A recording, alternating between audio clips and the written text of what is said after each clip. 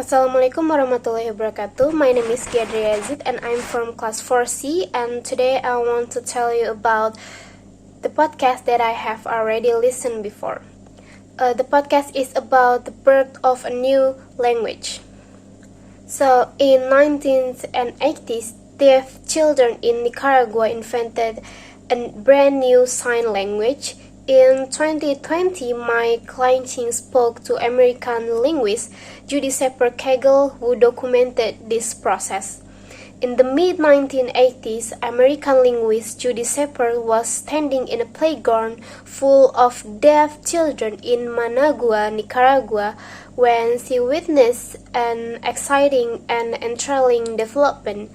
The deaf youngsters were inventing their own sign language. In 1979, Nicaragua underwent a huge change as left-wing Sandinista rebels, the decades of rule by the brutal Somoza dictatorship. Deaf children prior to the 1980s were extremely isolated. They were isolated from language and they were isolated from the community. All they had was a handful of gestures. Young deaf Nicaraguans were isolated and largely living at home, like the young man who spoke to the BBC about growing up in the 1970s before the Sandinista revolutions.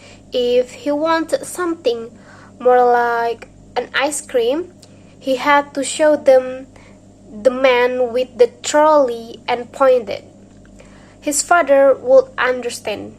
In early 1980s, under the new government, it was youngsters like him who suddenly had the chance to interact with other deaf children at special schools open up in the capital and other major cities. There was a lot of variability, but Judy persisted.